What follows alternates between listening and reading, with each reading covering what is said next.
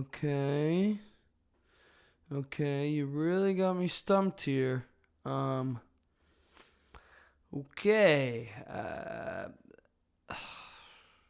All right. Pawn 2 to 4. Okay. You go now. Your turn. No, you go. You go now. You go now. You got nothing. Nothing? Okay. All right. Queen E 1 to A5. Let's say you move this. Let's say checkmate. Now that's how you play chess. But today, we're going to learn how to sing chess. Comprende? Because today we have Bradley Dean on. Sorry, I don't know if I could have done anything dumber. I probably would have done it. This is the dumbest thing I could come up with, okay? And it took me a second to set up this chessboard, but I'm pretty good. That being said, chess is coming back to Broadway. And circa 2017 or 16, I saw Bradley Dean and Dear Evan Hansen and wept. I wept like a baby. Because Bradley Dean was incredible. And his career is remarkable. And I wanted him on the show, honestly, from the very beginning. And I'm so excited that he's a part of this production of chess. I'm so excited for him. And I'm so excited for me because I get to see him in it. That I was like, oh, we need to have him on. We need to have him on. And luckily, he said yes. Can you believe? He's playing Molokov right now in chess, which just started previews and is opening soon. And let's riff off some of the credits, okay? Little Night Music, which he did with Elaine Stritch, Elaine Stritch and Bernadette, and then it was also the original, they were the replacement cast, and it was also Catherine Zeta-Jones and Angela Lansbury. Crazy. Man of La Mancha with Brian Stokes Mitchell in the early 2000s. The Last Ship original cast. He was a standby on Dear Evan Hansen. He was a cover on Here We Are, the final Sondheim piece. He's our first person on who was a part of Here We Are. And if you know me, you know I'm a Sondheim geek. So I was geeking out about that. He was recently in Redwood. The man has had a remarkable career. He made his Broadway debut in Jane Eyre. We got to talking to him about so much, and he's also a vocal coach with Broadway Vox, he still is teaching lessons, and he's effortless vocally. Effortless. I mean, the man just pulled out Sunday. You'll see what I just did, which was like fine, and you'll see his, and you'll be like, oh, because that was my reaction when he did that right in front of me unexpectedly, okay? He is fantastic. We have been big fans of his for years now. It was so exciting to be in the room, sit across from him, and hear so much about his wisdom, his secrets, his tips and tricks. And I was just over the moon to have Bradley Dean on. Bradley Dean today, he's starring. Wait, before I get right to the punchline, he's starring in Chess. Chess just started previews. It's back on Broadway with a new book, a revival, the first revival of Chess on Broadway at the Imperial Theater. So exciting! I cannot wait to see it. I cannot wait to see him in it. Today, I want to be like Bradley Dean.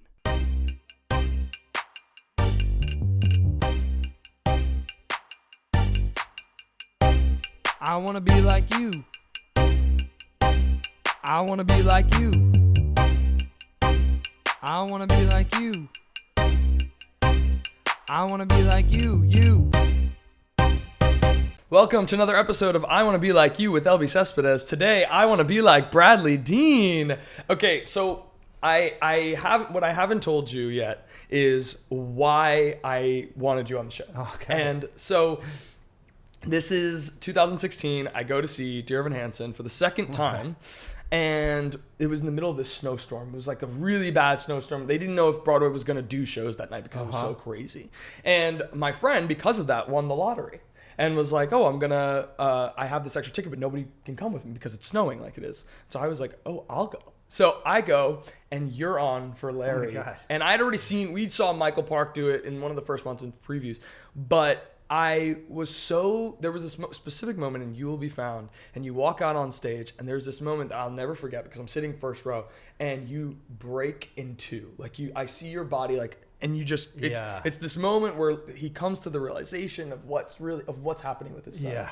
And I was like, immediately just started crying. Totally. And not only that, and then the whole show, you sounded beautiful and you were thanks. excellent. But that moment in particular sticks out to me so deeply that ever since then I started following you on Instagram, and I was like, oh, thanks. And then here we are, and all this. So I've been a fan of yours since that moment. Wow. It's really stuck out to me. That's the genius of Michael Greif, because that's the moment in the show when I first sat in the house and watched it that like destroyed me with Michael Park's performance. So that moment where it all just collapses, comes crashing down, and he realizes his loss, and it's just like in the midst of that like triumphant song is just that brokenness. It's something about it. Yeah, like, it's especially because the whole time throughout the show you've been watching him kind of like hold his own, and kind of just be like, stoic and yeah, and that moment, but and there was something about you because there was just something about that moment where you were commanding the stage in such like a regal almost way that it felt like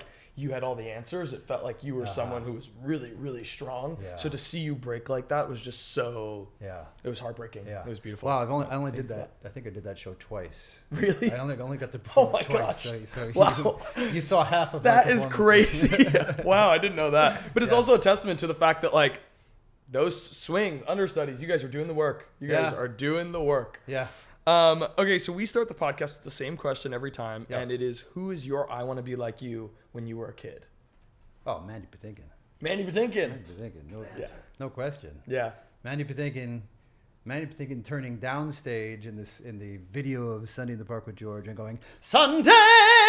Yeah. I was like, that's what I want to do for the rest of my life. I want to turn downstage and sing Sunday. Right. But that and Evita and all of Mandy's albums. I've just always been such a huge fan of him. Yeah, he's the best. And patterned my voice after him, and patterned my sort of acting style. Have you ever met him? After him?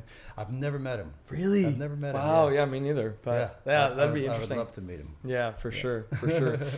So you're from Pottsville, Pennsylvania. Yeah. Did you come to New York often? No, we were dirt poor. I saw the first Broadway show I saw was Chorus Line, and it was the first time my mom had ever brought us to the city, and I was like, I think I was 10 years old. It was this day between Christmas and New Year's, and it was pouring rain all day. We had no plans except to come to New York. So we were in New York all day, just like walking around in the freezing cold. So all I remember about that was I was like so cold. And how old were you? Like 10. And I don't remember much about that show because I was freezing. Right.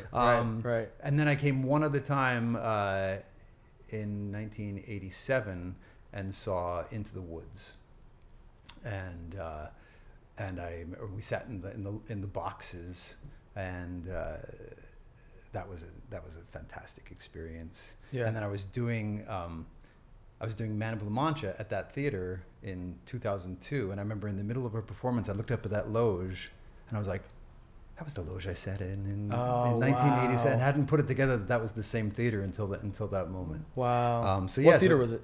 The Martin Beck, which is now the Al Hirschfeld. Yeah. Wow, that's cool. You credit Sondheim with like being the reason why you're in this business. 100%. And it's one of those things where we in the last couple of years have really gotten the chance to like dive deep and almost finish both of those books, and and just like I wish I had known about him earlier. Funny enough, it was our aunt. I remember doing Into the Woods, and this is like 10 years ago. We were doing Into the Woods, and we're like, that's our next show at the Children's Theater. And she was like, oh, Sondheim. And I was like, who? I had no idea, And then I saw the movie and all this stuff. But what was it about Sondheim that, why do you say that? Well, he's he's our Shakespeare.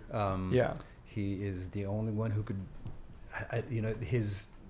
it's because it's the marrying of the lyrics to the music that only he could do.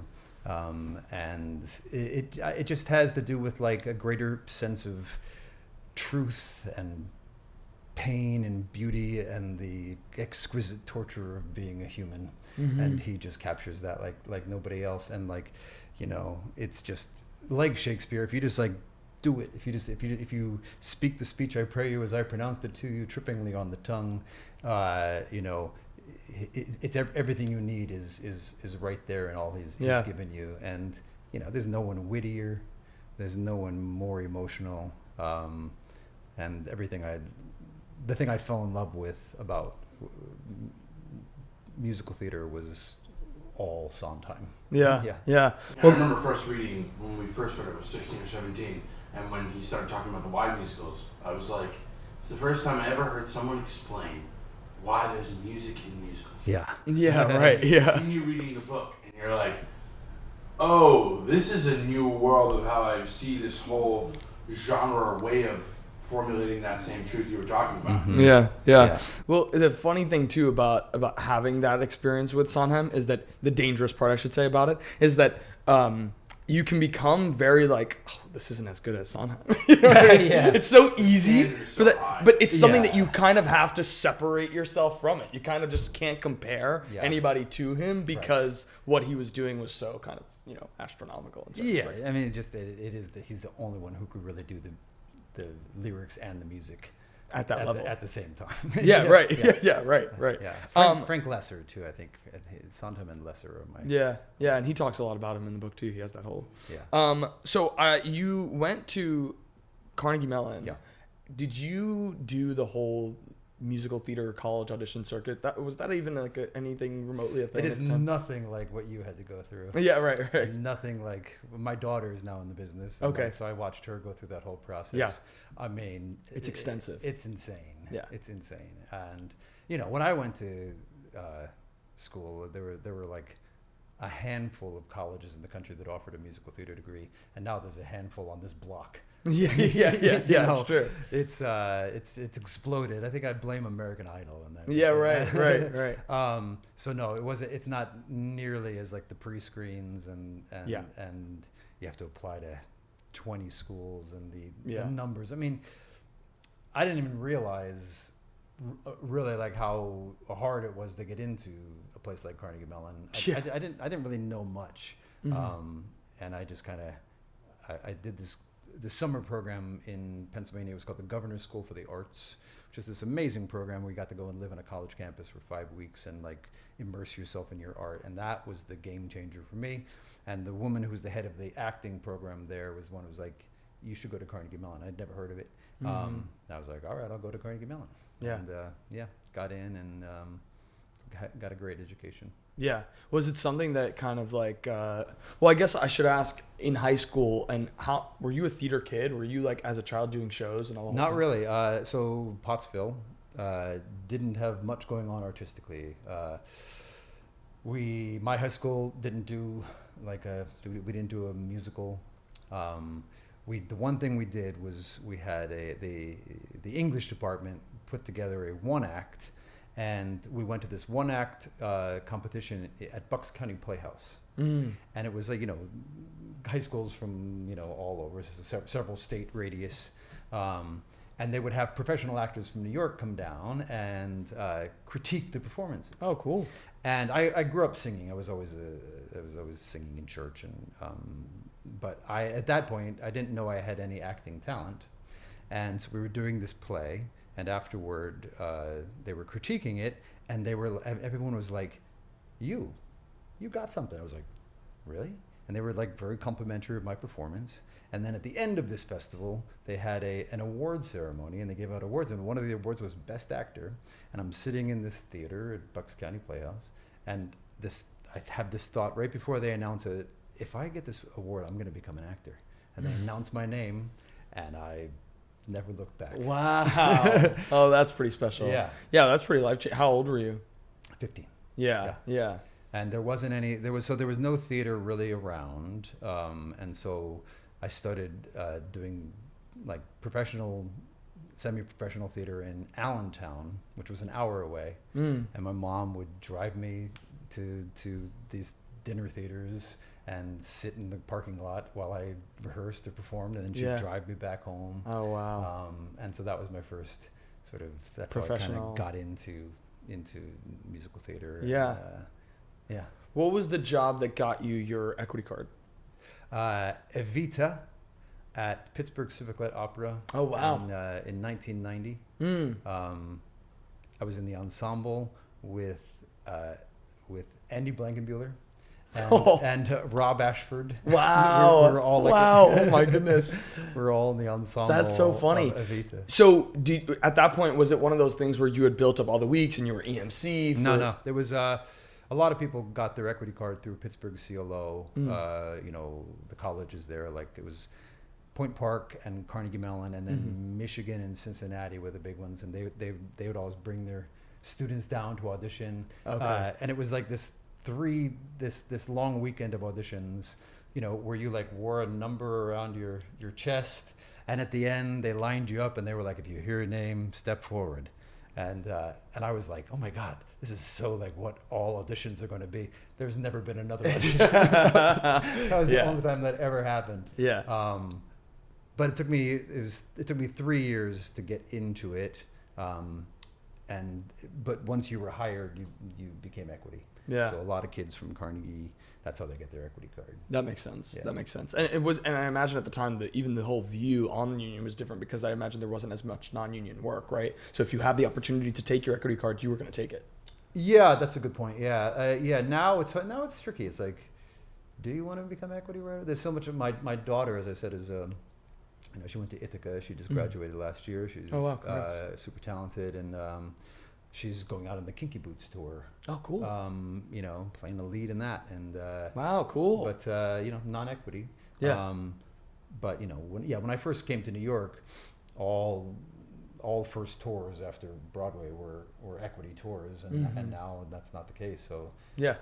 There's like so many tours that Yeah. my girlfriend's going on a tour too. It's like there's so many tours that are non-equity now that and also just so much non-equity work. Yeah, so you can really like learn who you are as an actor on the non-equity stage. Yeah.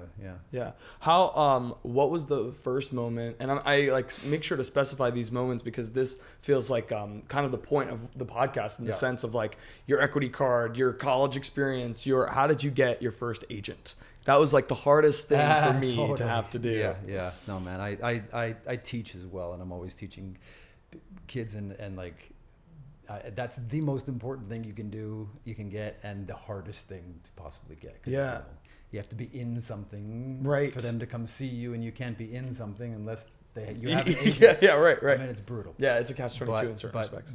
Back in the day, now showcases, like, colleges graduating their seniors, everybody comes to New York and there's a showcase. Right. My daughter did it with Ithaca, and but there's every April and May, agents are overwhelmed with these showcases. When I was in school, there was one showcase, and it was NYU, Carnegie Mellon, SUNY Purchase, and North Carolina School of the Arts. All merged into one showcase. We all did. It was called the Consortium of Theater Training Schools, and we did it at a small theater on Theater Row, and we did 2 performances, and the theater was packed. And at the end of it, you went to a restaurant, and everyone sat there, and they gave you a handwritten piece of paper with agents that wanted to meet you. And so if you were fortunate, you got an agent from that. So I came to New York with an agent. Wow. I've never been to an open call. Yeah. It's like I don't think I have the fortitude for like what young performers have to go through with like sending your tape out into the ether and like just hoping and 99 times out of 100 not hearing a word. Right. So I came going to auditions for agent submissions, so it was a much different, much gentler experience. And even the idea that, and who knows what this is a testament to, but the idea that there are more agents now, boutique agents and all this other stuff. So you're kind of vetting the agent that you might want, because if you sign with an agent and you stay with that agent for a year, and then you're like, oh boy, 4 months into this contract, and I haven't heard back, I haven't heard much. And so then I know that I've been out of college for just as long as I was in college, and I've had 3 agents since college. Wow. So in the last 4 years, I've gone through 3 different agents, and that's being dropped or, having to find a new one or whatever, letting go on my own, etc. Yeah. So it's just like that. It's a lengthy thing. Yeah. You kind of finding the right relationship. Yeah. Yeah. I found that I made the agent I chose, I had a couple options, and the agent I chose, I don't think I made the best choice. Sure. And I was with them for 7 years. Wow. And I worked the whole time, but I worked in 7 years. I lived in New York for maybe 3 months. They always had me out on the road. Oh. And then the scariest thing I ever did was I was just noticing kids that I graduated with were on Broadway, and I was like, I'm not as good as them. Why? I'm not even getting that opportunity. So I fired the agent and had no agent to go to, and it was like the scariest thing I ever did, and the most important thing I ever did, because I managed to get a better agent right away. Wow. And 2 weeks into that new agent, I had my first big job, and had I not had the fortitude to leave that agent, I don't think I would have succeeded. It takes a lot of that takes a lot of courage, because it's one of the where you're now it's an abyss. Yeah, because of how hard it is. I remember getting. And I could speak frankly about it now. It's been a year. I wound up getting dropped by my agent because I hadn't booked any work. I was going in all the time. I was getting callbacks. There was some movement, but the agent that I had, I just didn't book work. And so he called me and he was like, "Hey, we're letting you go because it's been a year and you haven't booked anything." Yeah. And I was like, "Oh, woof. Okay." And I didn't expect that. I was calling him to say, "Hey, I want to extend my contract. Can't wait to talk about the next year." And he was like, "Nope, bye." And that was kind of it. And I remember being like, oh my gosh. And now, cut to 3 weeks later, I was able to find the best person. Yeah. And I've been with them and they've been fantastic to me. So it's blessing in disguise. Certain things happen for a reason. Yeah. So your Broadway debut was Jane Eyre. Yeah. Talk to me a little bit about that. You were swing, right? Yes. Oh my gosh. Yeah. Have you swung before? No. Okay. No. So you're on Broadway to debut and that's what you get put as? That's terrifying. Yeah. I wasn't particularly good at it. My first moment on a Broadway stage, so I covered the good thing about that show was there wasn't really an ensemble. It was 6 guys. They were all principals. So I just was swinging the principals. So there wasn't a lot of dancing. There wasn't a ton of stage movement. I had to, I don't know how people do it when they're trying to memorize 4 different choral parts and sure. But I was doing the first time I went on was for the Butler, and that show had these 2 turntables, and sometimes the turn like a turntable within a turntable, and sometimes they would move together, sometimes they'd move in opposition to each other, and you had to know. You had to step on it like you were stepping on a moving treadmill. Yeah. And the first thing I did was I had a tray with a bottle of wine, red wine, that I was taking to Rochester, and I hit the turntable and I went like that, and the bottle spilled and wine poured all over the stage. Oh my gosh! And one of the members of the company came out with a towel and he said to me, "Just leave."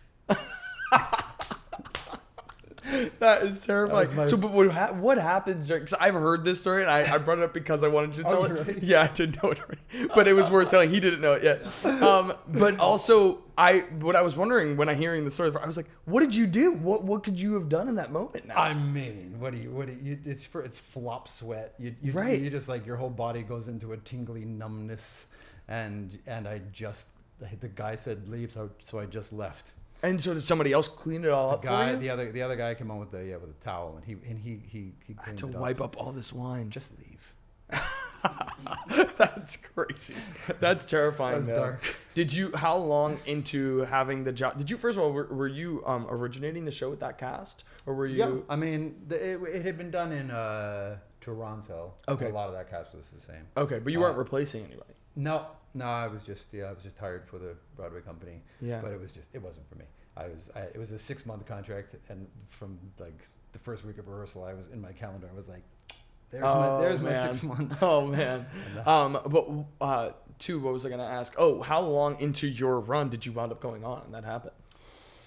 I mean, it probably wasn't very far. It was probably just like a couple weeks in. Okay, gotcha. What is because subsequently you've done a ton of swinging and understudying. What is your secret? What is your trick? I remember I tell this story sometimes, like I was understudying somebody during COVID, so I was bound to go on, and it was the first time I'd ever understudied or anything like it. And then he wound up getting COVID, and for 24 hours I was told I was going on. I wound up getting COVID. But that's not the point of the story. The point of the story is that I was scrambling, and I had rehearsed and I had written it down. I had memorized certain things and the tracking and whatever, but I was scrambling just because so I can't even imagine swinging or something like that, Yeah, swinging is a totally other thing. I mean, understudying, I to be honest, like I kind of hate it. I do it because it's good money when I have to. Sure. But I don't mind being. I'm fine being in the show. And understudying. I don't like being the show. Standing by. It's not good for my personality. Sure. I tend to be a little bit more of an introvert, and then I end up just being the weird, quiet guy in the corner. Oh, I see. Okay, sure. What I like about understudying is, I've always thought my perfect job should be show doctor. Because I can watch a show and see exactly what they need to slightly tweak. Yeah. And so I can watch a performance, no matter how great the performance, and I can see what works and what maybe could work a little bit better. Right. I have no problem stealing what works, and then I can find the thing that I think I can, be more specific or more something different about. And so it's kind of like, I don't know, that part of it's entertaining to me. Right. Yeah, that's interesting. I think too, what was I going to say in regards to this, especially when it came to swinging? Are you someone who has the index cards and the dragon? Listen, that being said, as terrifying as I think swinging is, I want to tell every casting director out there that I'm more than willing to do it. I just Yeah. Let's talk about Man of La Mancha with Stokes. I've heard you say that this was the only show where you lost your voice. Oh yeah. Talk to me a little bit about that and how that happened and how you overcame that and why it happened. Yeah, so they recommend. So I got La Mancha, and I'm a tenor, and Don Quixote is a. You should wear that with some pride. Is a baritone. I'm a tenor. I'm a high tenor, but I look like. I mean, the curse of my life is I'm a Valjean in a Javert's body. Right. They offered me the job and suggested I take lessons with somebody. And I had a teacher who is still my teacher to this day. But they were like, we think you should go take lessons with this person. And so I did, and it was just a different approach and a different manipulation of the things, and in trying to do it in real time while rehearsing a show and learning a huge part like that, and trying to do different things with my voice, I just messed up my voice. Wow. And it was full of tension, and my voice left me for like 3 weeks, a month kind of thing. And I went back to my teacher as soon as that happened, and everything was just fine. Wow, that's crazy. Yeah. Also, with Man of La Mancha, I mentioned Stokes, Brian Stokes Mitchell. He's more, the reason why is because you were covering him, and he's more of a baritone. Yeah. But you're also a voice teacher, and when you talk about losing your voice and something like that, you usually anticipate that you would lose your voice from the I always think it to be from trying to stretch to like, because anytime I've experienced vocal trouble, it's been from trying to manufacture something that's higher. Yeah. You know, so it's funny to think of losing it lower, but I've heard you talk about the idea of trying to like lower your larynx. Lower your larynx, yeah. That's it. Is like, that's the one way you can produce some darker sound. Is like with the back of your tongue, you can kind of like press down on the larynx there like that. But even doing that, like I can feel like this right here gets really tense, gets tight and hard. But yeah, I mean, your chords are only so big. Yeah. The bigger the chord, the lower the voice. So you can't really fake it. It's just funny because I remember when I heard it, I was just like kind of surprised at the idea of losing your voice. I live more as a baritone, but I call myself baritone because you kind of have to do that now. Right.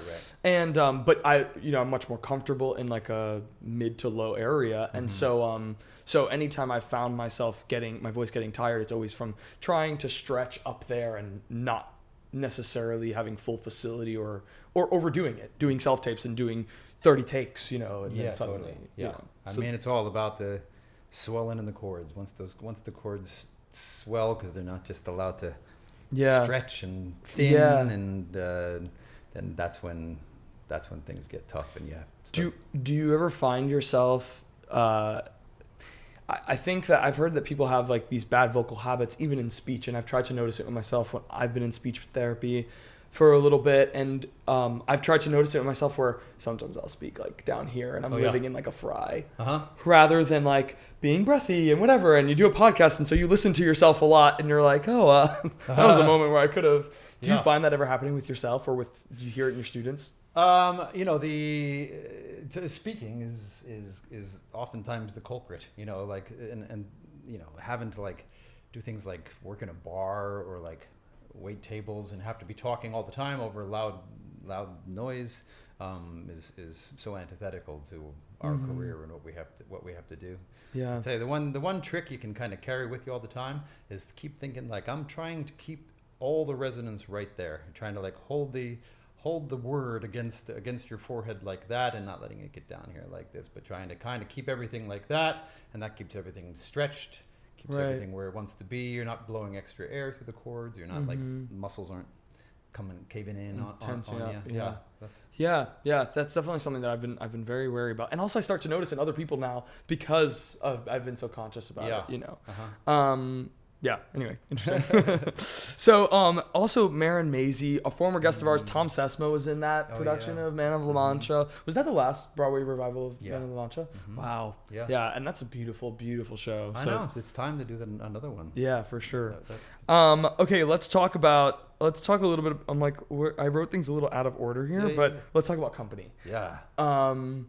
You talk to me about booking this at first. How did you get this job? Because you're a Sondheim geek already. So so that was I was out on the road with Spamalot, and my wife was pregnant with our son, and so I was trying to get back to New York, and I needed a job to get back to New York, and that opportunity came up. I remember we were in St. Louis, and you had to play, and like I play, but like playing Sondheim is another thing entirely. It's like the left hand is playing a melody while the right hand is playing a different melody, and you have to really know what you're doing to play Sondheim a lot of the time.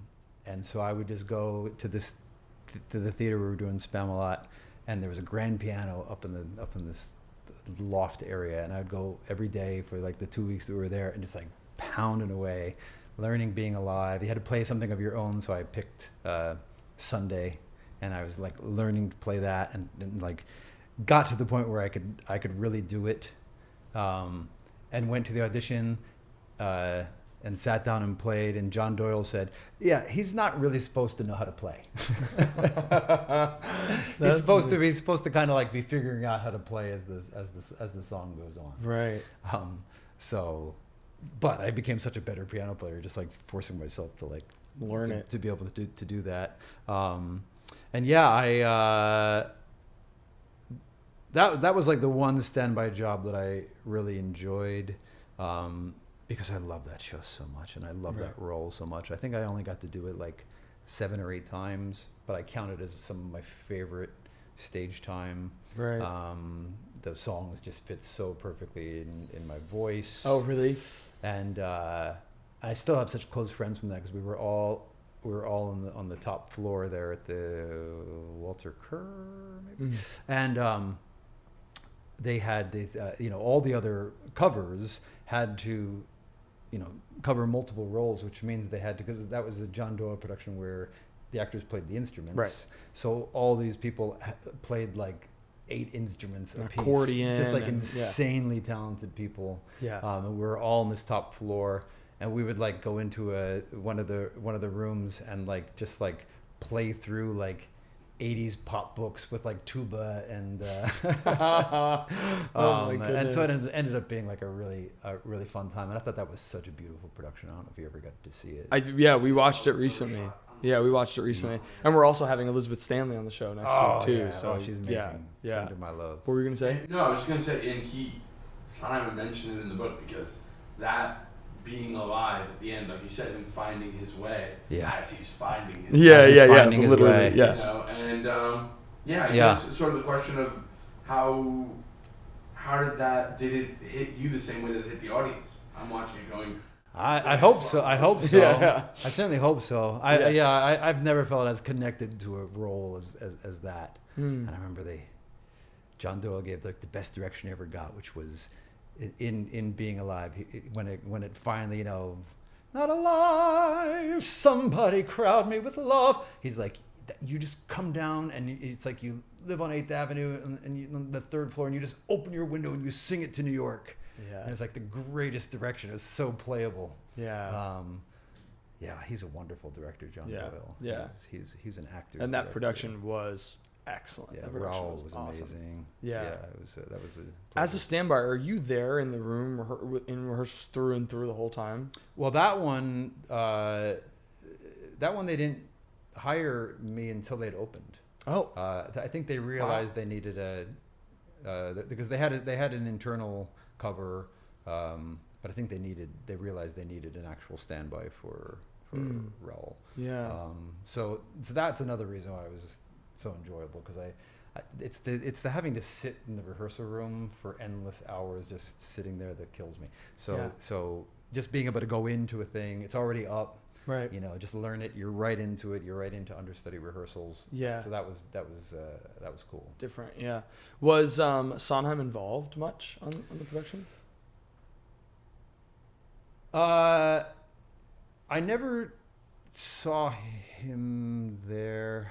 The first time I went on, I went on for an entire weekend, and I was at the Short Hills Mall in New Jersey with my son on that Monday after that weekend, and I was standing in line at Starbucks, and a phone call came through, and I didn't know who it was, so I let it go to voicemail. Got my son his snack, and we went outside and listened to the message, and it was, Brad, Stephen Sondheim. I regret to say that I was in the Hamptons this weekend, and I wasn't able to see your performance, but I hear you were just smashing, and I just wanted to say congratulations, and I hope to see it next time. Oh my goodness. That is unreal. Yeah. That is unreal. Did you call him back? No. No. Wow. Let's talk about Night Music. That production, oh my gosh. Elaine Stritch, that was Elaine Stritch's final performance, I believe. Final show that she was a part of. Was it? I think so, yeah. Look it up, Chris. But I think that's right, because we talked to Mark Hobie about he worked on Full Monty with her right before she went to go do Night Music. Okay. Or like maybe a year before she went to go do Night Music. Yeah. And then she shortly passed, I believe in 2014. Yeah.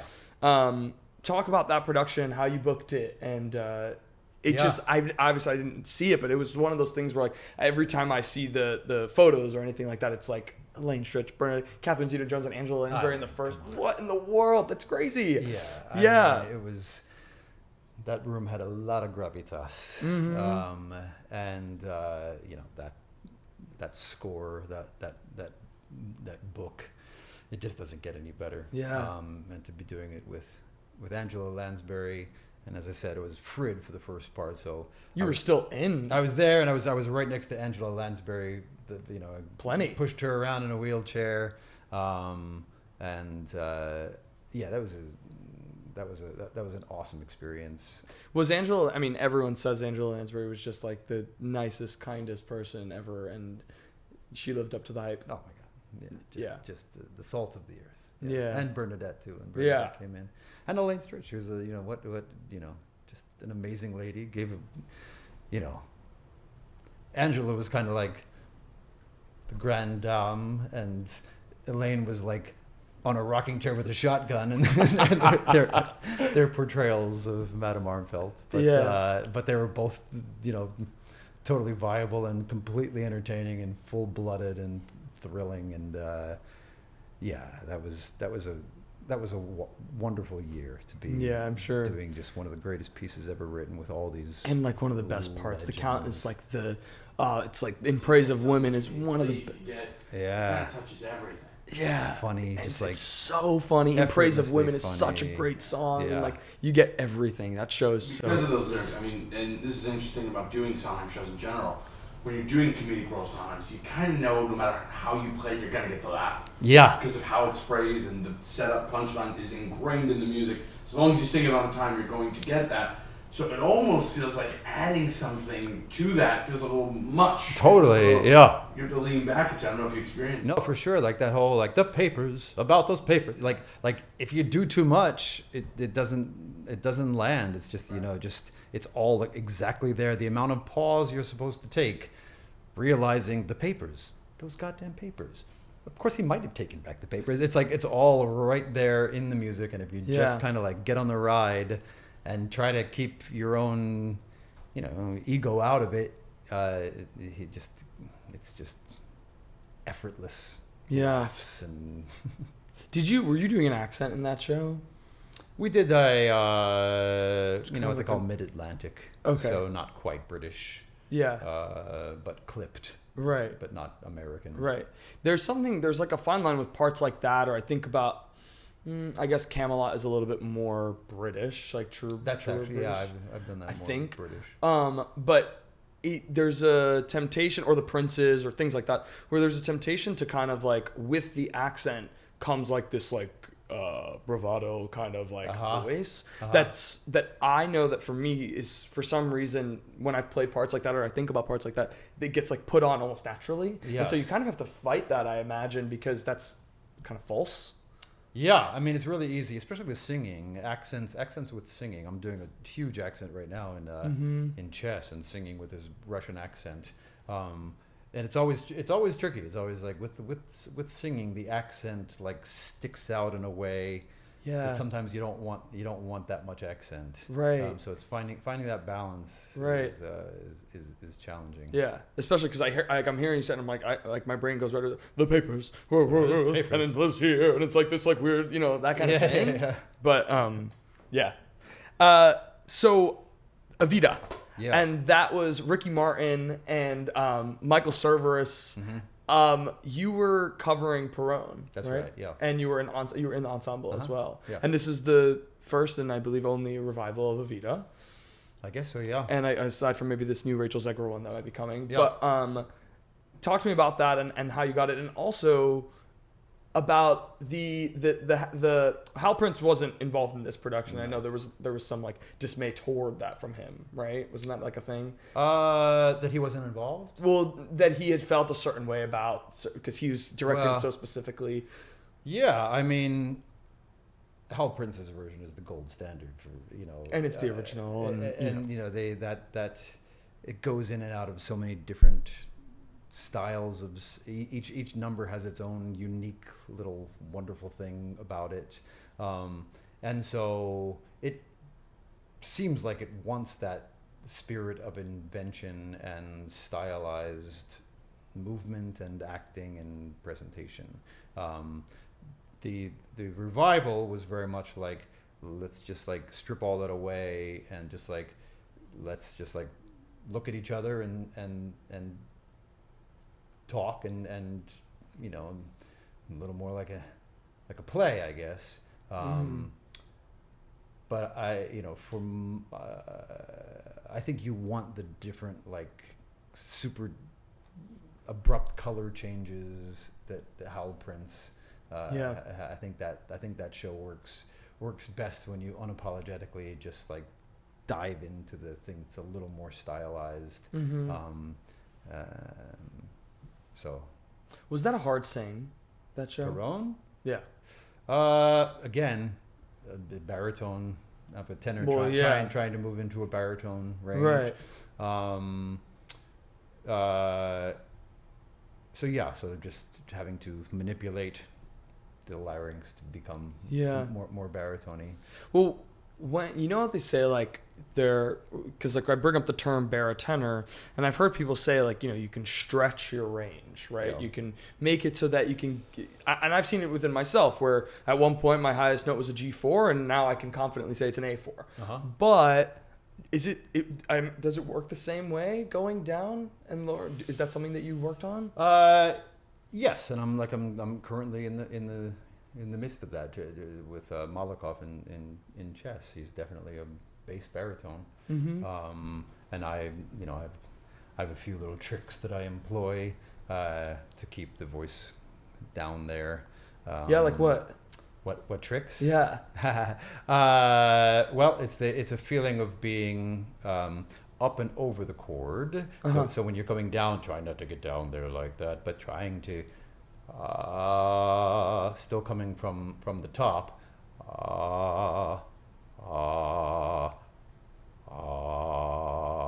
As opposed to like trying to come like that, trying to have that sense of like diving down into the chord. So it's sort of like a play of opposites, because as you go lower, you want to try to think a little bit higher, so you're not.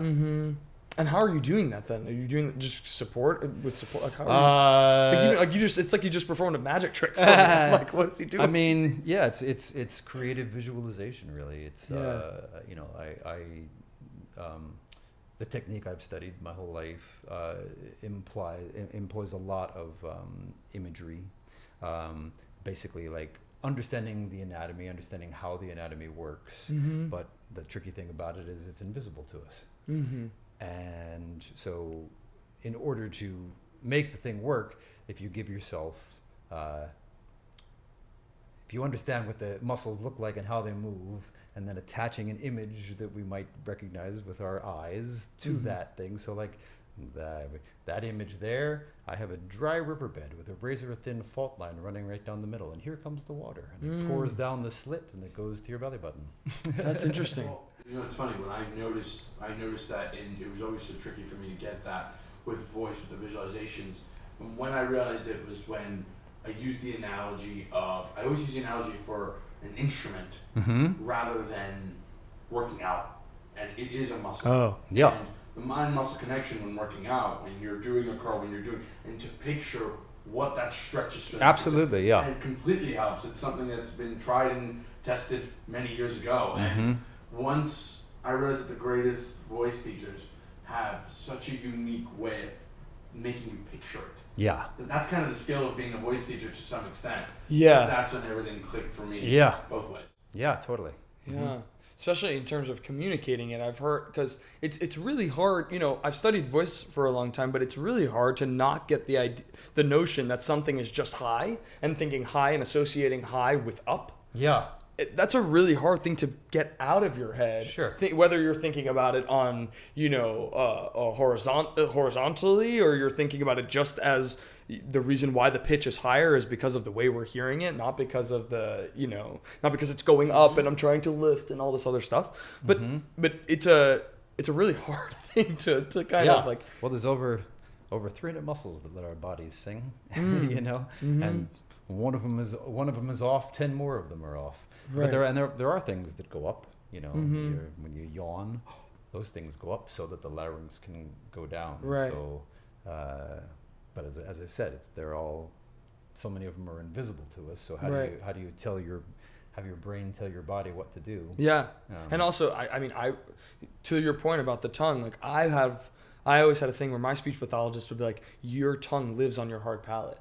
And then I would be like, oh my gosh. I'm like, oh, I was just sitting here, and I would be driving, and I would just notice that tension where it was just like kind of hugging my hard palate up above, and I was like, oh, I guess it's not, I don't have to do, it's kind of like when your shoulders are here and you're like, you know, that kind of thing. Yeah, exactly. Yeah. And you can keep it open. I mean, that's what you were talking about with the notes, where it's some days you're gonna wake up with different notes that are that's your highest note to some extent. If you're coming off of sickness, or you're coming up doing a hard day of shows, whatever it is, that I'm more impressed with not necessarily the notes, but the good technique.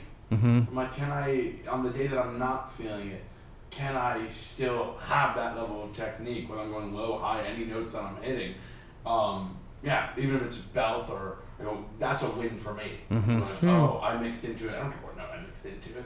That was the technique. It was good technique. I didn't feel any pressure. Well, the hard part is that you're having to do that on a consistently, and then if you're going on, especially like you're going on as Perone, you kind of have to be ready for that without, Were you as ensemble living in a tenor track? Yeah, for that one I was. Oh, wow. Yeah. And then adjusting when necessary. Yeah, I mean, I'm a baller. Yeah.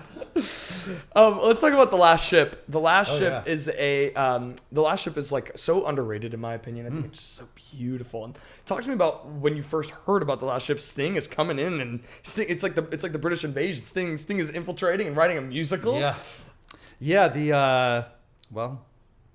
So I was doing a show called Fly, which was like a rock and roll Peter Pan, and I was playing Hook.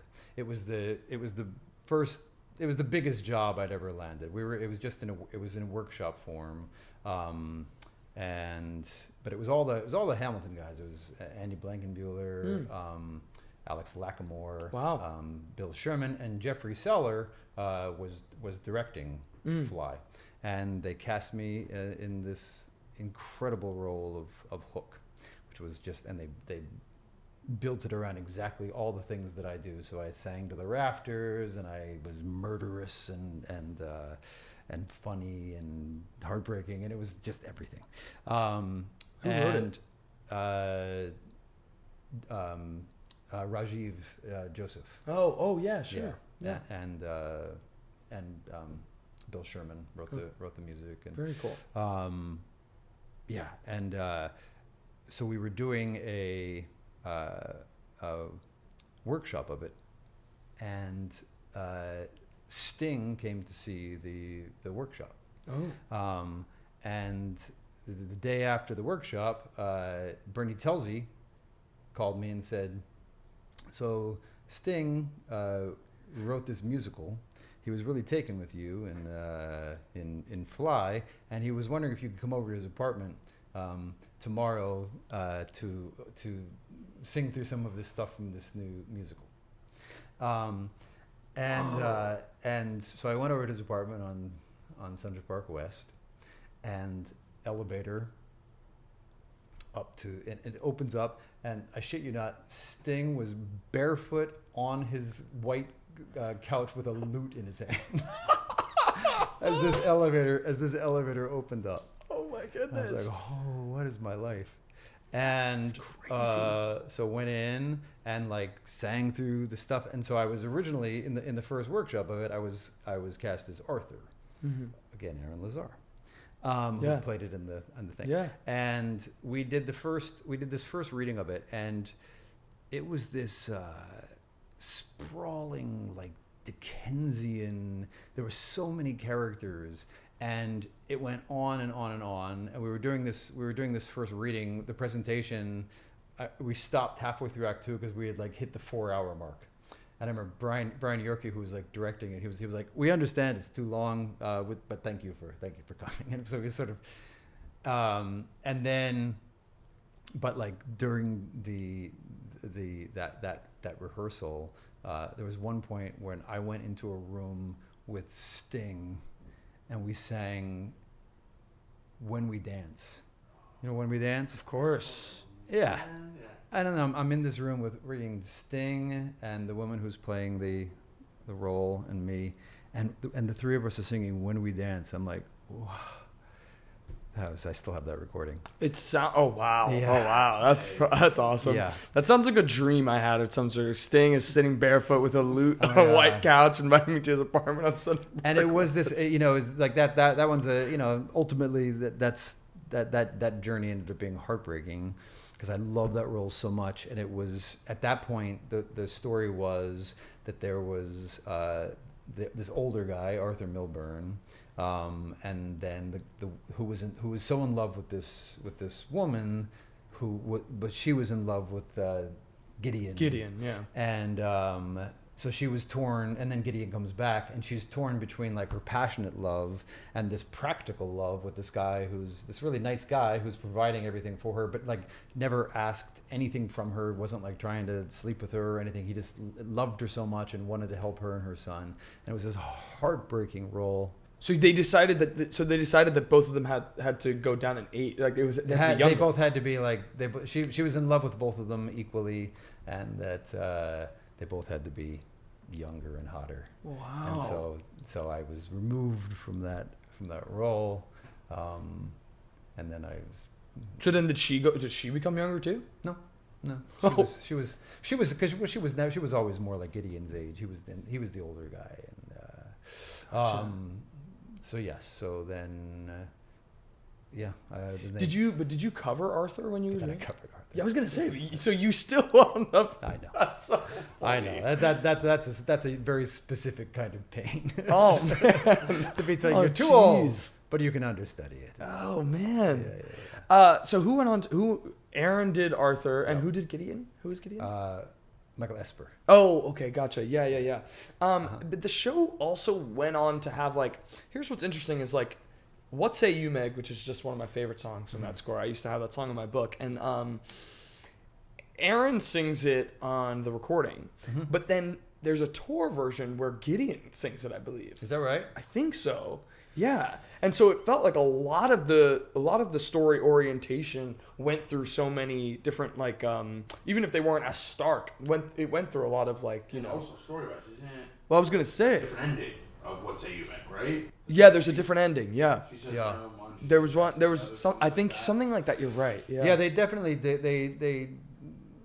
they wrote a whole new book after the Broadway, and they did it I think in Canada. Yeah. They did a production of it in England, and I think Sting played the Arthur Milburn role, and I think Yes. I think it went back a little bit to its origins. Sting's original concept, which like that it was way too long, but it was like beautiful, and so you really felt like you knew this whole community of like shipbuilders and their families, and it was so deeply personal to him, and it was tough to like watch them kind of like chop it up to the point where like You're questioning you if lost, it's you losing lost its- the conflict a little bit, Sure. Sure. There was a whole element of that show when we first did it, which was based on a true story of this shipbuilding company in Poland who they closed the plant, and all the workers went and barricaded themselves into this shipyard, and because all they knew was building ships, they started building a ship, and they got all this like international press, and people started sending money in, and it's a true story, and they built this like sort of ship of goodwill and just like sailed it around. Wow. And they basically got rid of that whole storyline of that, and so it ended up being confusing. Sure. What they were doing. There were just holes there. Yeah. What song did Sting have you do with him in his apartment? In his apartment, we sang through. Well, at that point, there was a song that the character sang called "Practical Arrangement." He's like, "I'm not asking for the moon. Is it really so implausible that you and I could soon come to some type of agreement?" Right. He's like, "You wouldn't have to cook for me. We'd be in separate beds." It was like this hard Kind of negotiating, yeah. I highly suggest listening to Sting do it on the recording. It's fun. Yeah, Practical it's arrangement. awesome. Yes, Yeah. we sang But that. the show was a mixture of some of the songs that people knew of his famous Sting songs and also some originals, right? It was both? Yeah. Yeah, because the song "The Night the Pugilist Learned How to Dance" is one of my favorite songs. That's how we found out about it. He did it on Jimmy Fallon, and I remember being like, "What is this?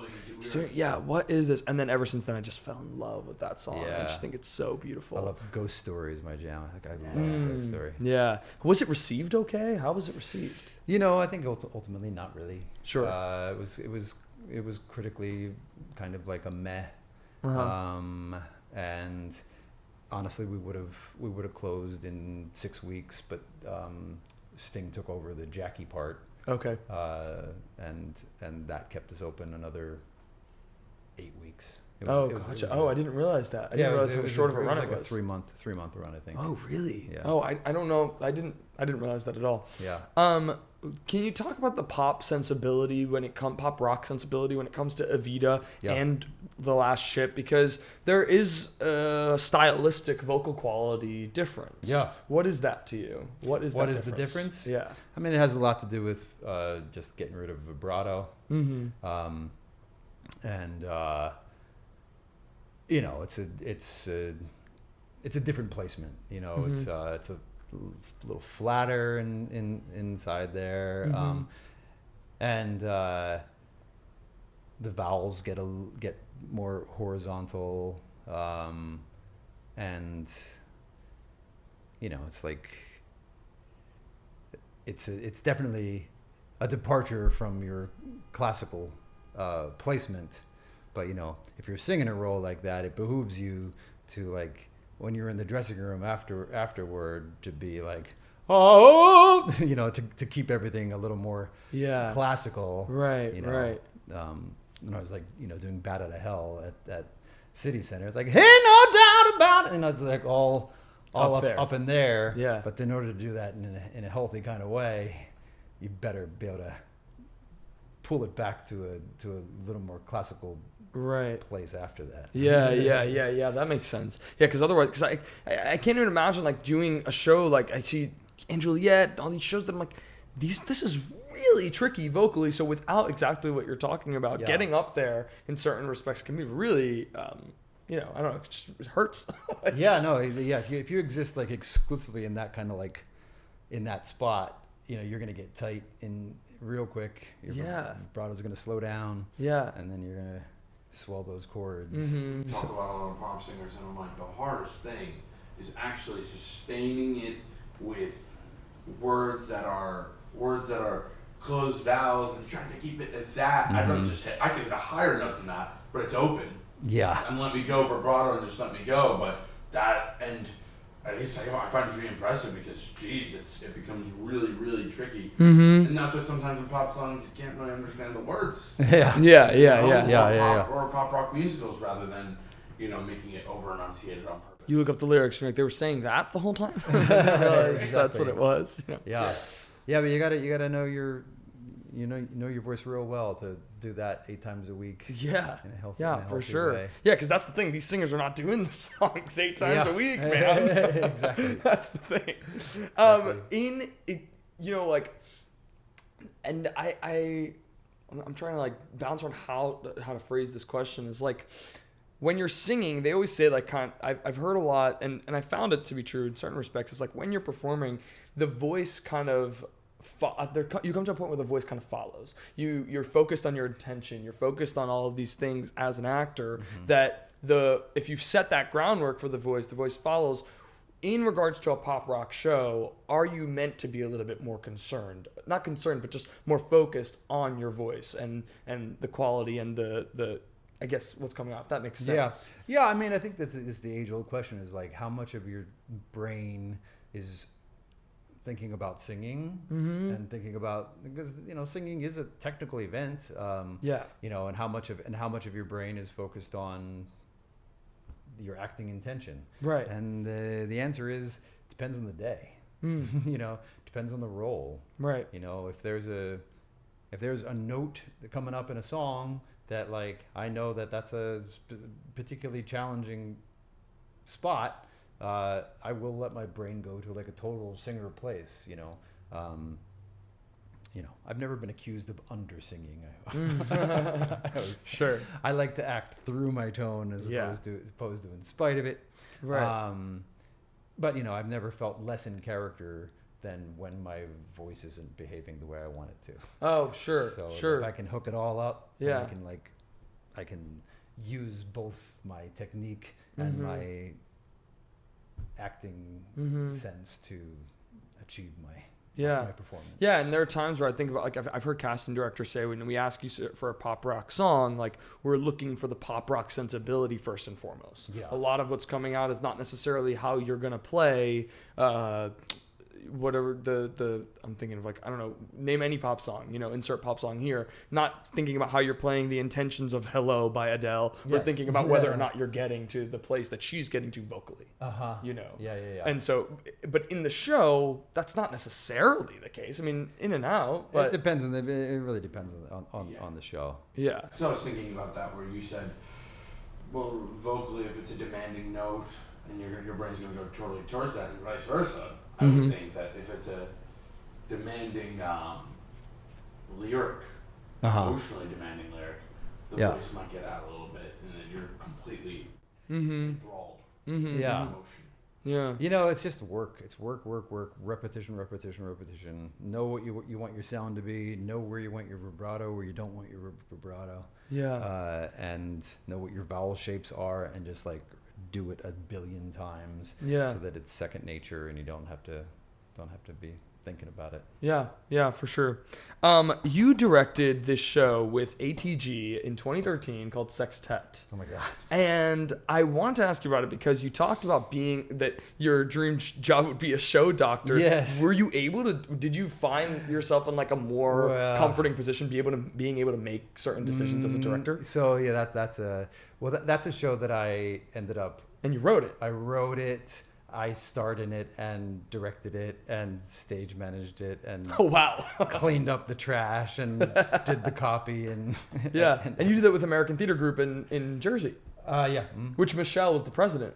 For like we did we did like 4 equity readings of it over a 2 or 3 year period. Some of my favorite time as a performer was the creation of that, and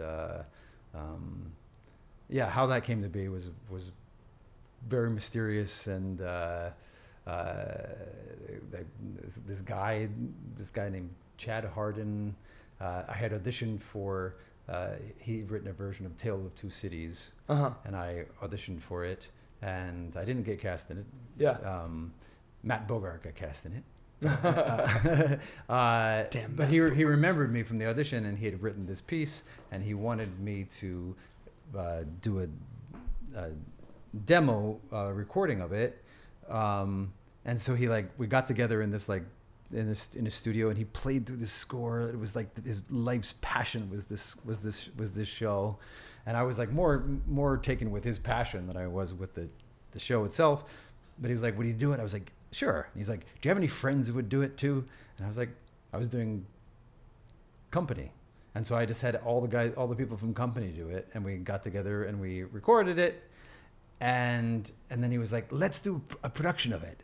And then I read the book, and it was not good. And so I was like, I can't do that, but I could maybe rewrite the book. Yeah. If you want to, I could maybe do that. And he was like, okay. And so I ended up rewriting the book, and then I ended up from that I had to write half the songs.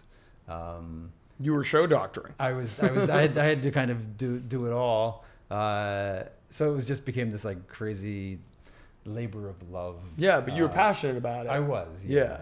And so it's some of my happiest memories. Yeah, that's awesome. Putting that together, but it did make me not want to do like I don't want to direct. I realize it. Oh, really? How come? I don't want to direct. I don't know. I just don't. I don't want. As I said, I'm fine like taking an idea and shaping it. I don't want to come up with the idea. Oh, sure. Yeah. But is that more writing it or? The writing I love. I would love to write more. I'd love to. I really love writing. Just having to come up with everything. I mean, that maybe that's not fair because I was doing so many different things in that one. Maybe under another in another circumstance I would enjoy directing. Sure. But that one on the balance of like the art side and logistics, I would say directors right in the middle. They have their own art and way of crafting a show, and there's so and also dealing with a lot of technical aspects of it. All that, They're the center point of it, to where it's almost like being a producer and a writer. Exactly. Yeah. And having to play all the politics and Yeah. Sure. Another lifetime. Yeah. I thought that was interesting though. How did you get involved in A New Brain? James Lapine's a buddy. James Lapine, I did Little Miss Sunshine with James. Very cool. And just got to know him then, and he became a fan of mine. And so when that came up, he called me and asked me to. I have to ask you, we just watched that movie. Like, we just watched it maybe like a week ago, and I had seen it already, but it was like a refresh, and I was like, gosh, this would be such a good musical. And I knew that it was one, but I didn't know, and then I looked and I was like, I'm sorry, what? Like, I didn't know that Lapine was working on it and all. And why did that not have a further life? I don't know. I mean, there were a lot of wonderful things about it. It was William Finn too. Yeah. Oh my gosh. They did it at we did it at La Jolla. La Jolla, yeah. And then we did it at they did it at Second Stage, and that was the end of it. You know, sometimes things hit and sometimes it's just hard to do it's basically a travel movie, right? So like how do you do a travel movie on stage? One place, yeah. You know, it was sort of like you had to build the van every time they had to go somewhere, and then you end up kind of just sitting there singing songs. So it's a tricky format for Who did you play? I was Larry Sugarman, who was the teacher that this Steve Carell character has an affair with. Yeah. And I had a song that then got cut when we went to La Jolla, so I ended up like having very little to do in that show. Gotcha. Because the song was cut. Gotcha. Yeah. So from there, you got involved in New Brain. Yeah, James just called me up. Oh, that's cool. Yeah. That's awesome. Yeah. So you guys did it at City Center first, was it? Yeah. But it was already, it already had like its own life, right? Or is this Yeah, I don't really know the history of A New Brain. I don't know. I think it was off Broadway. I think it had an originally off Broadway. Yeah, I'm not sure. When did it? I don't even know when. Chris, can you look it up for me? When did it premiere originally? Was it in the 90s? In New Brain. A New Brain, yeah. But this production was Jonathan Groff was in this production, right? And so then it's still the cast recording from the City Center production. But it didn't have any. It was just from that City Center. Wow, that's really cool. So cool. What inspired the cast recording then from that? I just did it. It was a perfect production, and I think maybe there never was one. Brain? Yeah. I actually don't know. But yeah, they were like, let's do a recording. Let's do it. What would you say now is like the biggest thing that you could take away from it? It's so funny. I guess like when people pass away, they become kind of lifted to like an even higher. I mean, William Finn was revered and loved and all this other stuff before that, but now especially people are like recollecting and remembering the things that they remember from him. What would you say is the biggest takeaway that you had from working with Bill Finn? Well, I first met Bill Finn when I was doing. I did falsettos at Barrington Stage. Oh wow! And Bill lives up there. And so he was involved in that production, and he would just come and hang out at the theater backstage with us. And I'm a huge Bill Finn fan. I always have been. I've always been such a fan of falsettos.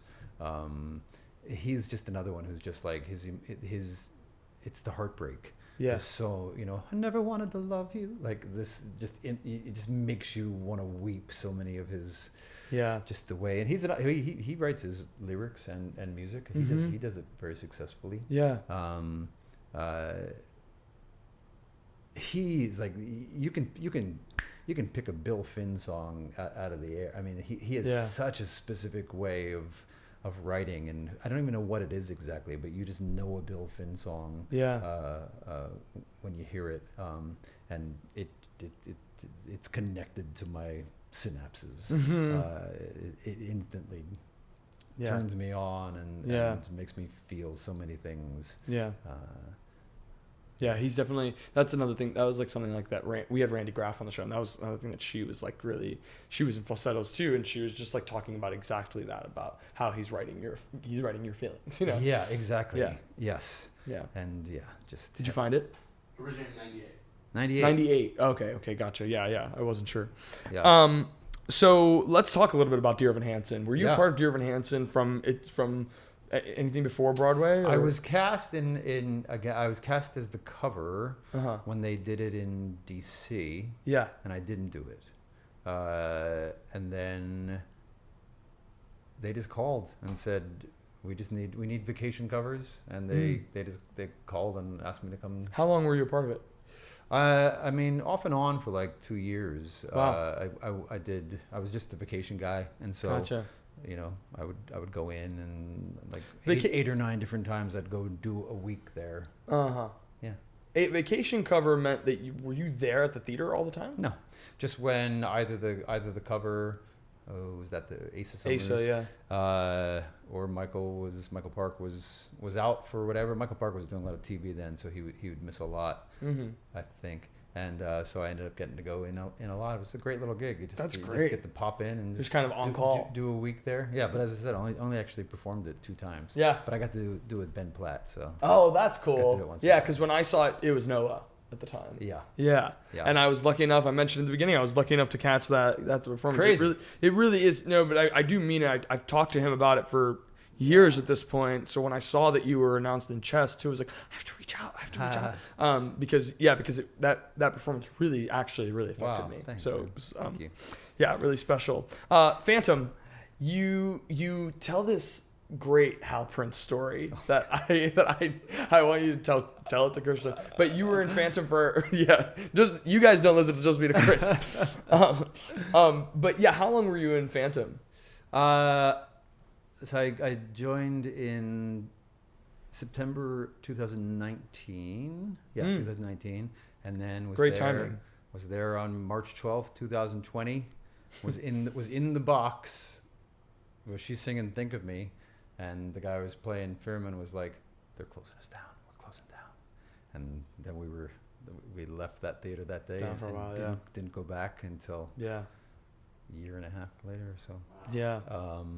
And then went back and was there for like a year after the pandemic. Oh wow! So you opened the show back up. Yeah. Wow, what was that like? That must have been, the audiences must have been like so. Yeah, that was pretty great. That was a thrilling moment to. Yeah, I'm sure. Especially that show to. Bring that show back. Right. After all those dark days. Well, we had Phil Colgan on the show. You had Only Gold with Phil. Yeah. And Phil was saying that he was either on stage. I can't remember if he was on stage or if he was backstage, but he was a part of the Hamilton company when it came back, like on the night that it came back, and he said that he'll never forget that kind of eruption that everyone had felt. I can only imagine what it was like for Phantom. I mean, like you know, a show that's been on Chandelier, everything about it being so iconic. Yeah. Who were you playing in it at that point when you came back with it? Andre. Okay, gotcha. Yeah. Very cool. Yeah. Yeah, that's special. Tell me the story about Hal Prince when he asked you to your office. Was this for Phantom or was it for? Because I was gonna say by that point he'd already passed, right? So the interesting. I was cast as Andre on like August 19th, 2019, and he passed like a week later. Wow. And Tara Rubin said one of the last things he did was okayed my going into the show. Wow. Yeah. Wow. Yeah, but so I was doing that Evita, and I had done, I had played Che in the national tour of Evita,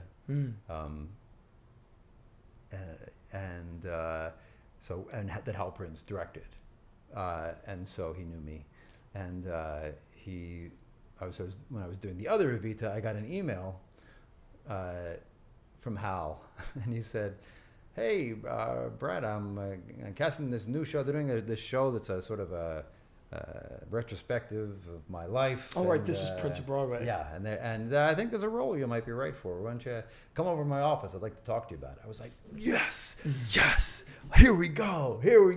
Yeah. And so walked over to the Rockefeller Center, and was in the lobby, and he came out and he said, "Boy, you're really filled out." He was like, "Okay, come on back." And I went back, and as he's like walking to his desk and he's talking, he says, "Well, Brad, I wanted to see you, but to tell you the truth, seeing you's the problem. Now, when I need a guy to play these three roles, Bobby and company, the Phantom, and Tony in West Side Story. Now Larry Kurt played Tony when he was 35, but he don't look 35. How old are you?" I was like, 40. He's like, "Yeah, you look 40." Well, thanks for coming in. That's crazy. That is a crazy story.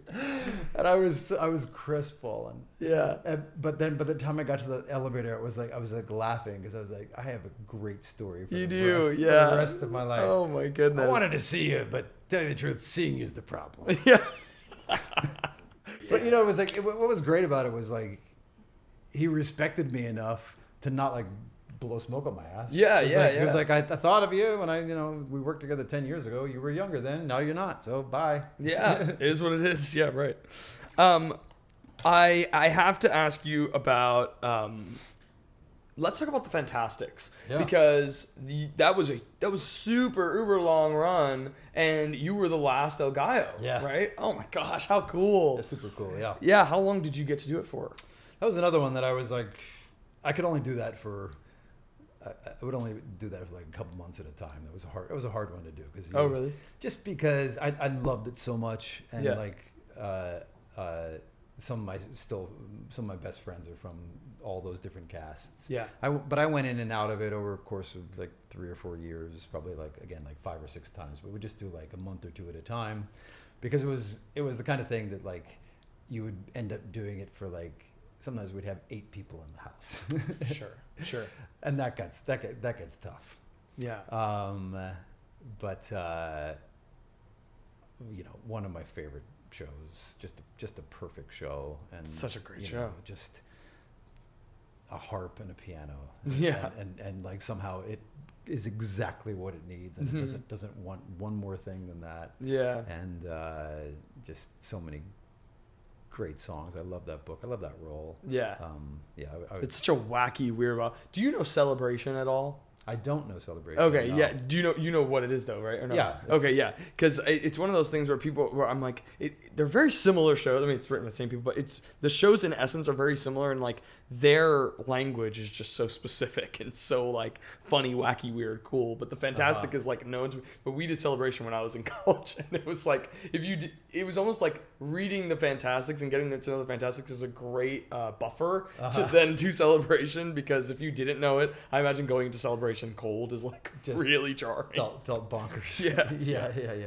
Yeah. Okay, here we are. I have to talk about. We saw it 3 times. Oh yeah. Oh gosh, I loved that show. You're the first person on our podcast who's worked on that show. Yeah. And talk to me about auditioning and booking that.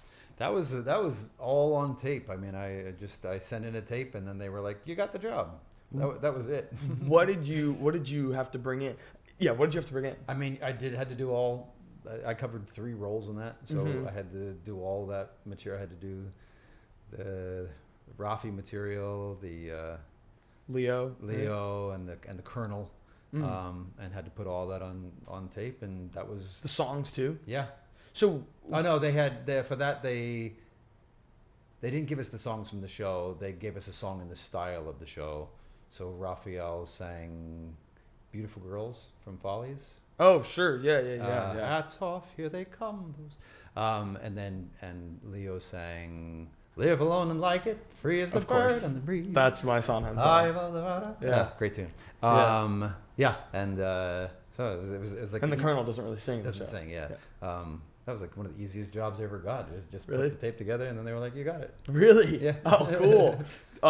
Tell me your reaction when you first heard this brand new Sondheim score. Yeah, I walked into the first day of rehearsal, and they were in the middle of the Soldier Song, which is my favorite song in that score. It's like it's such Gorgeous. quintessential Sondheim. Sondheim. Yeah. And walking in and they're just playing that song, and I was like, oh my gosh, especially because we had lost him at that point, and, Right, and right. it was packed with emotion and poignancy and just Such an eerie feeling in that theater, knowing you're going to see the last original music from this man. It's like yeah. we're all buckling up, going, all right, Yeah. this is kind of it. Yeah. And it's the last time we're going to be able to experience something new coming out of this. And then the piano in Act 2, the piano stops working in Act 2. It's just like this amazing meta situation. Yeah. Well, some people felt that show felt unfinished, and I had never felt that way. I know that it technically was. Yeah. But it did feel full. It did feel like you got a full show out of it.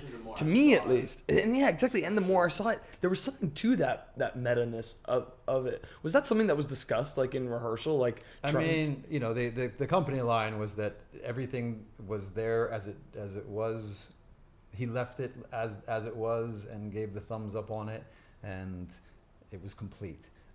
The part for me that I can't buy is that the piano starts working again. Yeah, sure. And there's no chance that Sondheim wouldn't have written a great big closing number. Yeah. Once the piano started. It made sense that they open Act 2, the piano's working, and they sing that great song. Mhm, the two of them. Marianne sings that. I can't remember what it's called. Lines. Shine. That's what Shine. it's called. Yeah.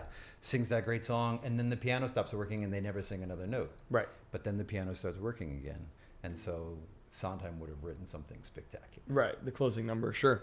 Yeah. Yeah. So that to me, I didn't buy it. Did you ever wound up going on? I did. Oh, really? Finally, and it was like those people. Though we had this, it was down there at the shed. Yeah. And so they basically just like they just construct walls for whatever you want. You want a theater in the round? You want a theater thrust? There, we'll make walls for you. We'll make walls for dressing rooms. Oh, wow. And that's because there's just big empty warehouse space down Right. there. And, Really cool space. Though. yeah. And we were in this. All the standbys were all in this one cubicle, and those people are my favorite human beings on earth. That group we're still really tight. Yeah. So it ended up being this amazing experience because of those standbys were so great. Yeah. And we never got to go on. And I got to go on for an entire weekend. In the last 2 weeks of it, Steve got sick, and I got to do. Oh, you get to do the best part I of got it. to 3 do of them. 4 shows maybe. Oh, wow. And but other than that, like, I think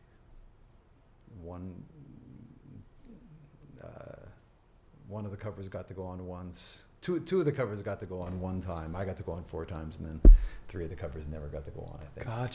Gotcha. Wow, you went on for the best part. You Yeah, got to sing that that's song. fine. That song I think is excellent. The Marianne. Oh man, I want to add that song to my book. Versailles to me. But what I love about it is that moment where he goes, "Don't you know that you are Versailles to me?" It's like, oh man, it's so good. It is so good. I love that song. I love that song. Sondheim and the fact that the show is well constructed, all these things, an iconic cast. Yeah, the cast is great. Dennis O'Hare, my Oh, yeah. goodness. David Hyde Pierce. Yeah, Bobby was great in that show. yeah, Stephen was great in that show. I mean, like, Rachel was awesome. Jeremy, yeah, they were all. The way they gelled was And perfect. I've heard Michaela Diamond talk about this moment in the show where she had said, like, right before the show starts, it hasn't started yet, but it's just about to. There's like a minute though of silence. Oh. And she had said that she had felt that it was like Sondheim walking in, like everyone letting yeah. Sondheim walk in, that it would happen every day. And I don't know if she knows this, but after she said that, we went to see the show for maybe the second or third time, I don't remember. And I was like, a big reason why is the show opens with them vacuuming the waiter and the and so they're vacuuming, and then they stop. Yeah. But then there's like a 5-minute gap between them stopping and the show actually starting. But the audience thinks that the show has kind of begun because they've exited stage, and so you're kind of like, and I think that's what that moment was. That was an accident. Like, really? Like Joe Mantello hated that. Oh, really? He wanted as soon as the vacuuming was done, he wanted downbeat. He wanted to start, but it was like they just couldn't quite coordinate it. And I remember just sitting in the house once and like Joe just beside himself because it was just taking too long to why to start. what was I don't remember what, like, it was just a communication with like front of house and stage management, and like when they left they would leave the stage with the vacuum, and sometimes it just like they just like couldn't quite hook it up so that they could do it the way Joe envisioned it, and it killed him. That's funny. Yeah, that's funny. And it was never in talks to come to transfer, right? No, that's what they wanted it to be, just what it was. Yeah. They never had any interest in trying to bring it in. So funny. I'm curious how it did over in London. In London, yeah. I loved it. I thought Yeah. it was, I love David Ives. I thought the script was just splendid and so funny too. And it didn't give you all the Sondheim you wanted, but it gave you enough. It gave you tastes of it, and you could hit that Sondheim part in you. And there's something beautiful too about this 90-year-old man, even in his late 80s, writing this piece that feels timeless. Yes. I mean, the piece feels timeless and also timely. Like, I'm listening and he's talking about Teslas and Bitcoin, and you know what I mean? Like, there's so many references to today, and also it just feels like First thing I said when we walked in, I said, I'm gonna look at this like a new composer. Yeah. And just go and I'm just watching this show. And we walked on. I said, if that was a new composer, I'd be like, who the heck?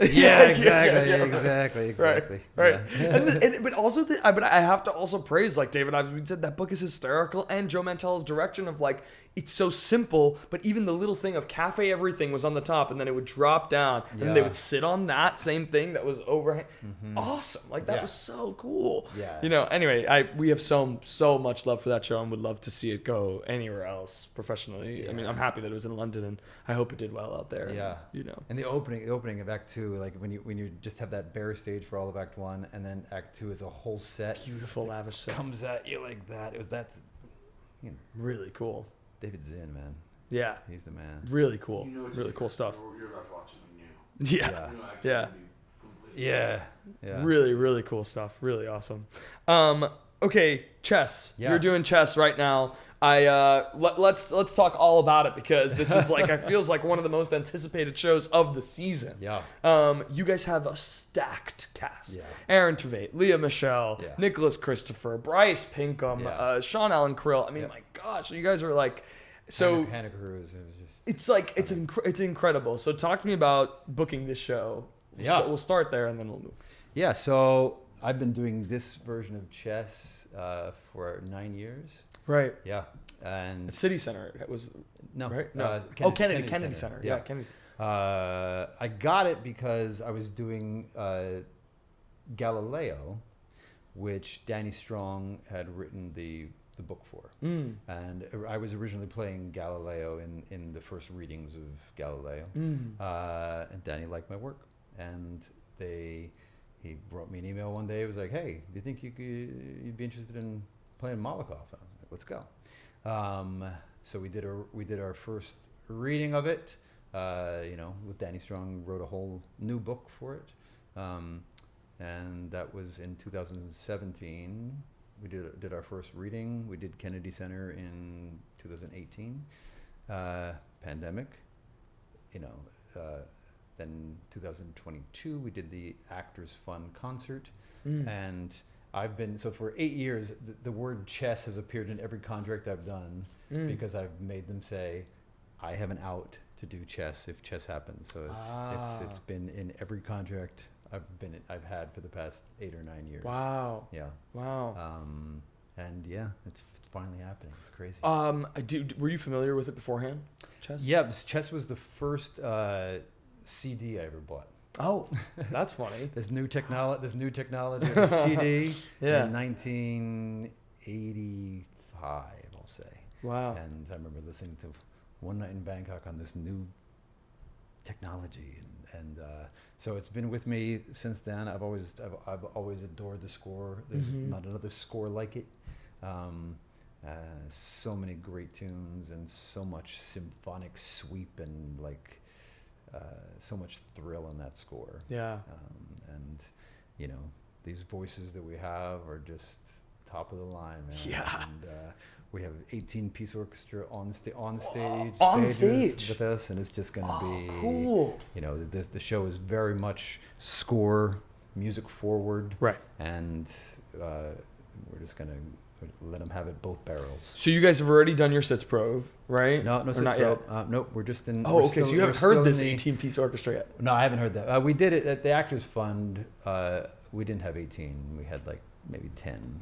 So I've heard, and then at the Kennedy Center we had a decent orchestra there. So I've heard the score. That's awesome. I've had 2 sits probes. Yeah, right. For That's chess, true. Right. So and they're thrilling. Yeah. What are you most excited about looking ahead at this show?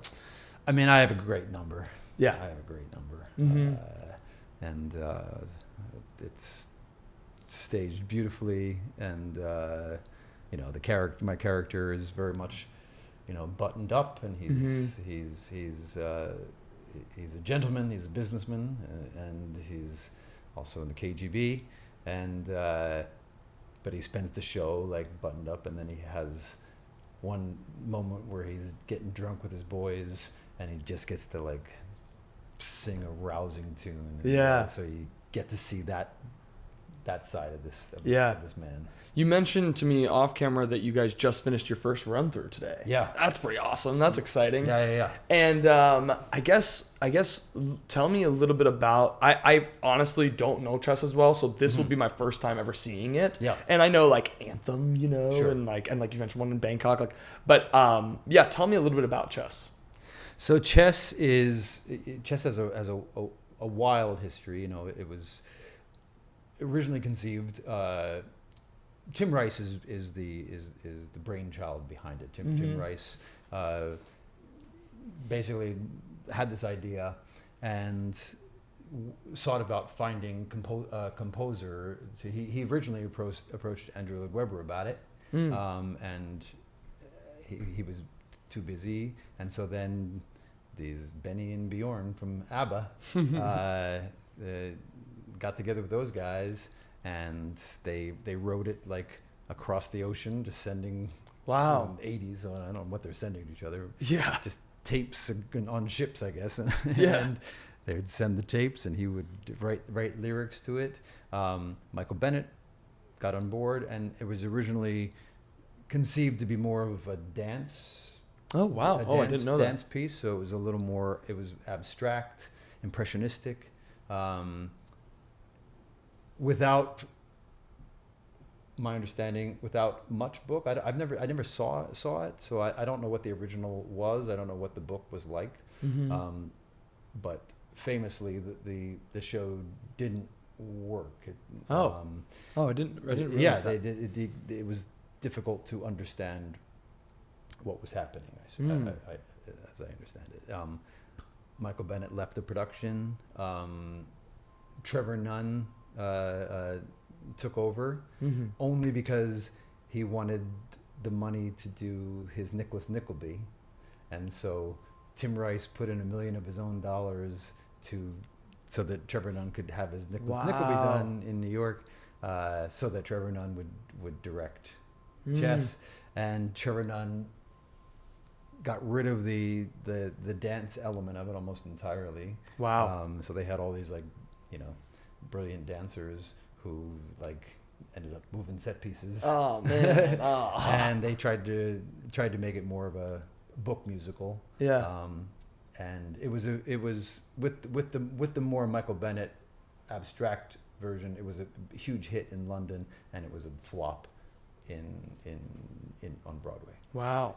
So but it's got this score that's like no other score you heard. And so that's the reason it has staying power, is because of this amazing score. Danny Strong wrote an entirely new book for it, which is that's a tall order to have this this mountain of lyrics that you have to try to like fit a narrative through it. He's brilliant, and he's done an awesome job. That's exciting. And this is the only revival. This is the first revival. That's it. Oh, so what is this? What is the new approach? What is Michael Mayer, right, is directing? What is the new approach to this production? I mean, I think it's to let it be about the music. But the script is timely, it's witty, and it's amazingly airtight. It brings it all together so that we can let the music just soar. It's a very sort of like Brechtian approach. Yeah, where like we're players that are taking on these roles. Oh, exciting. And David Rockwell has this awesome set with as I said, the orchestra right on stage, right there. That's exciting. And it's gonna be high octane, just music first, and it's gonna be awesome. Yeah, that's exciting. I cannot wait to see it. I really cannot wait to see it. And I think by the time we air this, you guys will have either just started previews or be starting previews. So I'll make sure to reach out to you. I'm looking for. Oh, and you know what? This is what I was going to ask you. What is the key to your Russian accent? The key to the Russian accent is I try to keep it all back in the soft palate area, as if you divided yourself in half with a guillotine like this.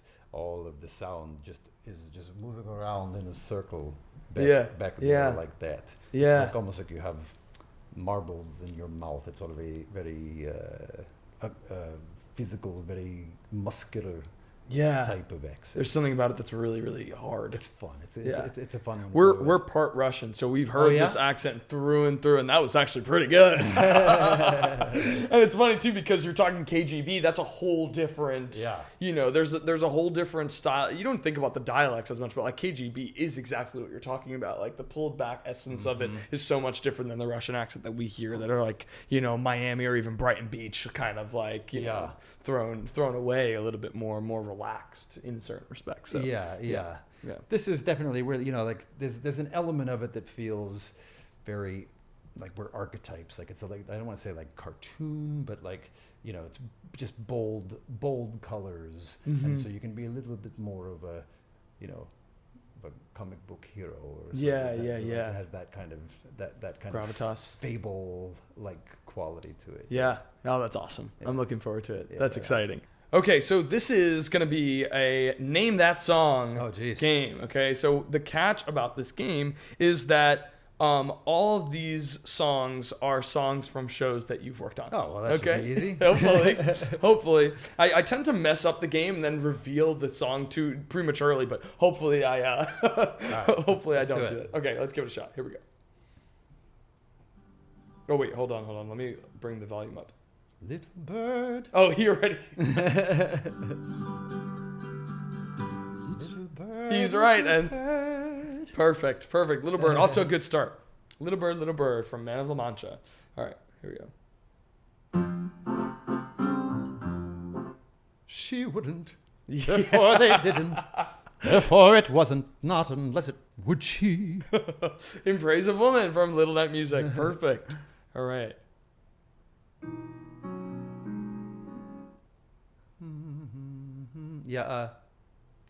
That's a company, right? Mm-mm. No. Here, I'll play it for you again. Yeah.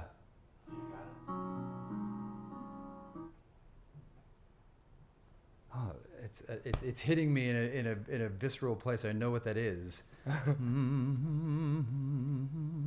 Is it Sondheim? No. What is it? It is. Here we go. Let me put. Oh yeah. Some men will search for paradise. Oh right. What say you, Meg, from The Last Ship? That's it. Yeah. But I hear what you were hearing. Yeah. Okay, here's another. I must believe there's nothing complicated, nothing planned. That's right. I'd be surprisingly good for you from Evita. Please go on, you enthrall me.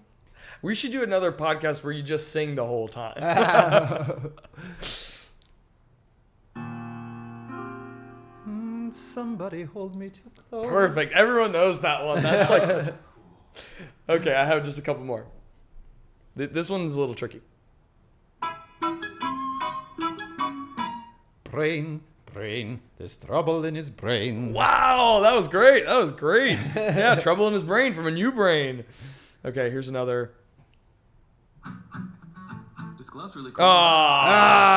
There's always one. There's always one that I give. Always one that I give away. Okay, here's the next one.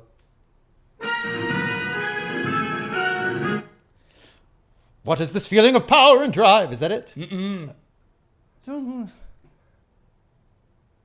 It's not Jekyll and Hyde? No, it's not Jekyll and Hyde. Hold on. I'll play it again.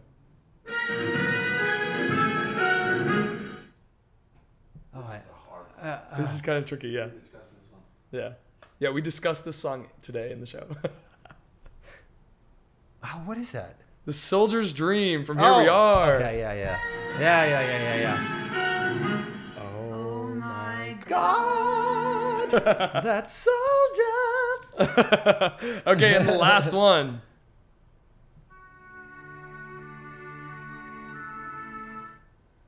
No man, no madness. I believe you're right. Yes, that's Yeah. Anthem from Yeah. Chess. Perfect. There it is. That was Name That Song. That was fun. Okay, we just have two more questions for you. It's a tradition on our show Yeah. to manifest a dream guest, and you feel like a dream guest in and of itself. So we really feel so lucky to have you here. Yeah. But we want you to manifest someone for us to be in this chair. We've gotten Carol Burnett and Alan Menken and. Geez. That's a tough one. Someone. Maybe like Mari Yeston. Oh, that's good. I met Maury Eston once. Did you? Yeah, once, and it was like with Alan Menken, actually, funny enough. And it was like crazy. It was just like I was in college, and I was just like dewy-eyed, and I was like, oh my gosh. John Doyle. John Doyle. Oh my God, yeah, John Doyle. He's a fascinating guy. Yeah, John Doyle. I'll take it. Perfect. And so we started this podcast by asking you who your I Want to Be Like You when you were a kid was. Yeah. And we want to ask you, to end the podcast, who's your I Want to Be Like You now? And it could be anyone. It doesn't have to be someone who's, working in the industry. It could be someone in your life. It could be whoever you'd like. The person who I'm like amazed by right now is Aaron Lazar.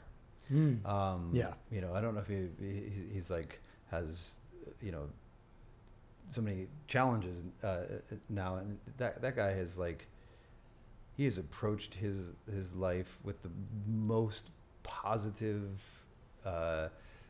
most joyful, most loving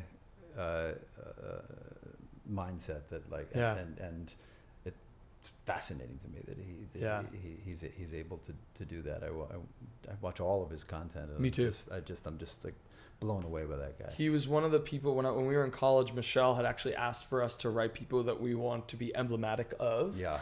And this is before his ALS, before he came out publicly with ALS or anything like that. But I had just known him through What Say You, Meg. I knew Little Night. I knew he did Gentlemen Prefer Blondes at City Center with Megan Hilty. Uh-huh. And so I was singing his Just a Kiss Apart. And so like he has always been someone who I've like looked up to. And then he went on the Dear Evan Hansen tour. Yep. And he talked about in some podcast that I heard him talk about where he was like, a lot of young people on that tour. He was like, I felt like the elder on that show. Uh-huh. And he was looking for the younger people to kind of like ask him questions. But he had almost felt as if they felt like they were riding a line of professionalism or something, where they just felt like they whatever. Yeah. And he said that he made him reflect back and go like, gosh, like when I was younger, did I ask my elders those same questions? What's funny is that I was that elder for him. Is that right? He was an intern at Maine State Music Theater when he was still a PhD student at Duke. Wow. But he was like, maybe I want to go into theater, and he was like one of the poorly paid interns, and how funny. and he played like a bit role in this original musical they did, and I remember him first like opening up and singing his little solo, and the entire room went. We're like, that guy is a star. But I remember he wanted to know everything, and he would come up to me and be like with a notebook and be like, tell me about it, what do I need to know. So I've known him since he was early 20s, and we've done a bunch of shows together. That's been a big inspiration for this podcast, is him saying that and me being like, oh, I remember he said that, and then I called Michelle that night and was like, I want to ask you about everything, tell me about Bounce, and then things like that. So, and that's been a huge inspiration for this podcast. So it's been like, I would love to have Aaron Lazar on, but also that's a very inspiring. I want to be like you, because what he's doing right now is beautiful and incredible. Thank you so much for doing this, for being a part of this. This has been a joy. I want to be like Bradley Dean. Hey. I Want to Be Like You with Elbi Cespedes is produced by Elbi and Christian Cespedes. Special thanks to Angelina Cespedes, Kirsten Blue Kaiser, Vincenzo Salvatore Cakes, and of course, Bradley Dean.